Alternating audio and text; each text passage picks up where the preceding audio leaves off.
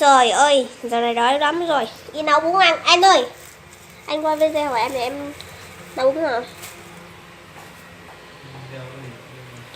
Quay video đăng cho vui. Tên chơi cho cổ vô rồi là đói. Nấu bún. Dụng cụ để nấu. Anh qua cho em đi anh ơi. Em đâu có tay quay đâu.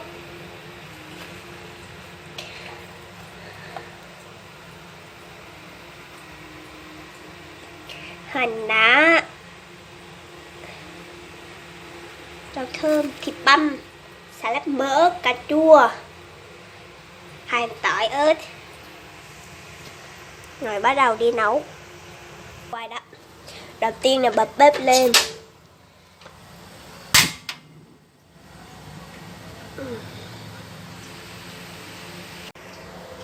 Và bây giờ chuẩn bị nấu nè. Hành, tỏi, ớt, thịt băm, với lại cà chua. Và thêm một điểm mạnh của Tiến Linh đó là khả năng dứt điểm rất đa dạng trong khoảng thời gian gần đây. Đó cũng là một tín hiệu rất mừng khi ở giải đấu lần này cả hai tiền đạo được huấn luyện viên Park Hang-seo lựa chọn là Tiến Linh và Hà Đức Chinh cũng đang có được cảm giác ghi bàn rất tốt. Sẽ là một quả đá phạt dành cho quân hai Việt Nam. Một pha thoát xuống của Trọng Hoàng. Đã có một tình huống tì nhẹ vào sau lưng của Subha Dodi.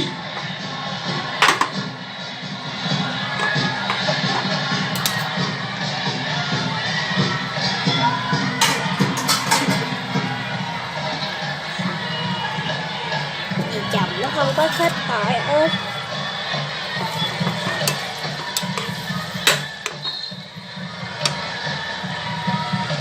Khi mà những pha tấn công của U22 Việt Nam vẫn chưa thực sự thanh thoát thì những quả đá của mình như thế này sẽ là một cơ hội. Đó là pha bứt cao của Đoàn Văn Hậu. Những tình huống đá chuối đầu tiên của U22 Việt Nam đều đến từ những đường chuyền của đội trưởng Quang Hải.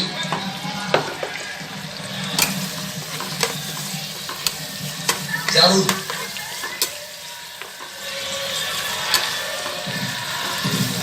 Lúc này thì tốc độ của trận đấu đã phần nào giảm hơn so với những phút đầu tiên. Sau khi đã chơi pressing nhưng không thành công thì giờ đây U22 Indonesia thì Hùng Dũng đã quan sát rất nhanh và khi thấy Nadio dâng cao, anh đã tung ra một cú đá từ xa. Sẽ đổ nước thôi. 7 Shani đỡ chuyền, tình huống cắt bóng rất kịp thời của Đoàn Văn Hậu. Chúng ta cũng thấy là gần như cách thức tấn công của Indonesia đều được các hậu vệ của U22 Việt Nam đọc được. Hồ Tấn Tài hay Văn Hậu đều luôn tỏ ra rất chủ động trong những pha cắt bóng. Shani Asnawi, còn Asnawi đỡ chuyền. Một tình huống rất lực trực của Bùi Tiến Dũng và như vậy là đã có bàn thắng đầu tiên dành cho Indonesia. Rất đáng tiếc cho Bùi Tiến Dũng và xử lý không tốt đã trao cơ hội và tiền đạo của Indonesia đó là số 16 Shani Rizky đã tận dụng thành công cơ hội này.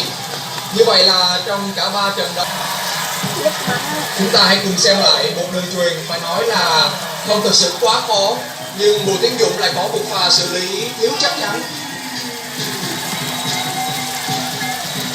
Một bàn thua phải nói là đáng tiếc của U22 Việt Nam. Cả hai bàn thua của U22 Việt Nam đến lúc này tại SEA Games 30 đều có lỗi của các cá nhân.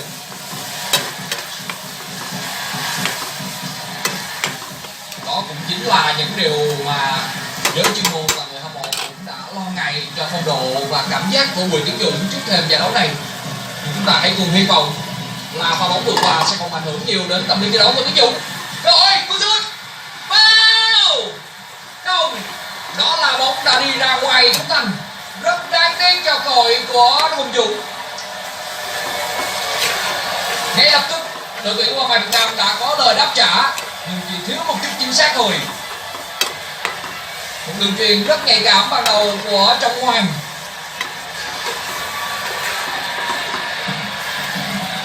màn quan sát thấy tình huống di chuyển rất thông minh của Hùng Dũng.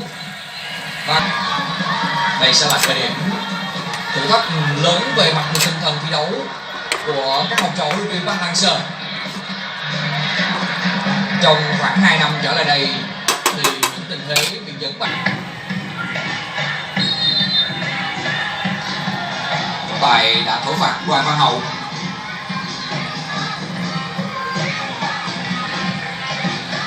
Áo số 12 Nadio. Đó là một pha chuyền bóng có ý đồ rất rõ ràng của Văn Hậu hướng về trọng ngoặt, như là bàn thắng vươn lên dẫn trước. Hãy cùng hy vọng như vậy. Zulfiani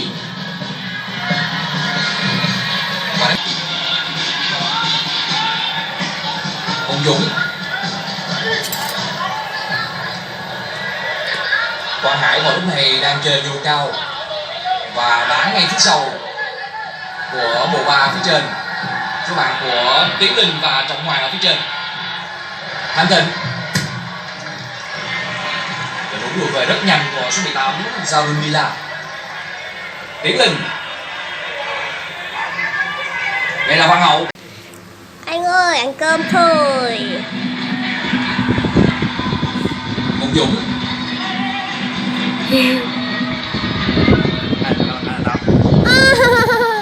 Con đi vô tay con tay có tay thành đâu á? Tay thành đâu á? Chuyện của Quang Hải cho Trọng Hoàng. Và đã chơi phòng ngự phản công thì rõ ràng hướng tấn công của U22 Việt Nam đang gặp rất nhiều khó khăn. Và trong tình huống này thì nếu như có Hà Đức Chinh, một cầu thủ mặc dù đã trung phong nhưng có khả năng di chuyển rộng, thì chắc chắn là lối chơi của U22 Việt Nam sẽ trở nên. Văn Hậu, Hùng Dũng, Tiến Linh. Tình huống cài người không thành công của Tiến Linh. Osvaldo. Một tình huống che chắn tốt của Osvaldo hay.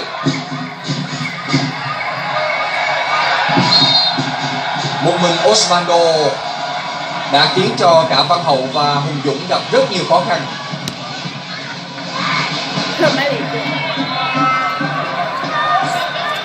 Hiệp đấu đầu tiên trận đấu giữa U22 Việt Nam và U22 Indonesia đã bắt đầu trôi về những phút cuối và tỷ số vẫn đang là ưu thế dành cho U22 Indonesia. Các cầu thủ áo trắng chỉ tạo ra đúng một